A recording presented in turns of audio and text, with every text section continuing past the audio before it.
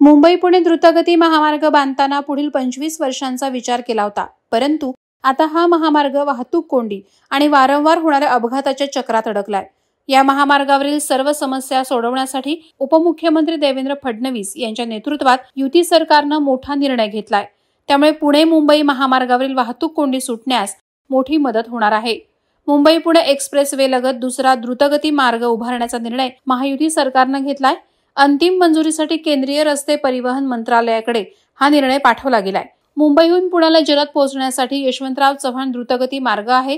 खालापूरहून तो पुढे खंडाळा मार्गे पुणे शहराच्या बाह्य सीमारेषेवर येतो। मात्र आता लवकरच या महामार्गाच्या जवळ दुसरा द्रुतगती महामार्ग उभारला जाणार आहे। यामुळे वाहतूक कोंडीची किचकट समस्या सुटणार आहे। हा नवा द्रुतगती महामार्ग मुंबई ते बेंगलोर असा असला तरी त्याची सुरुवात JNPA अर्थात जवाहरलाल नेहरू बंदर प्राधिकरणापासून सुरू होणार आहे। महत्त्वाची बाब म्हणजे या नव्या द्रुतगती मार्गामुळे अवघ्या 2 तासांमध्ये मुंबईवरून पुणे गाठता येणार आहे। मुंबई पुणे प्रवासासाठी सध्या 3.5 तासांचा वेळ लागतो। अटल सेतूवरून JNPT मार्गे पुण्याला पोहोचता येणार आहे।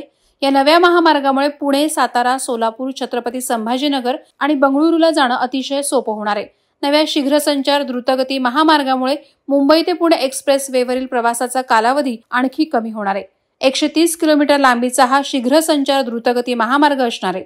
सध्या भारतीय राष्ट्रीय राजमार्ग प्राधिकरणाकडून या नव्या महामार्गाची रूपरेषा तयार केली जात आहे।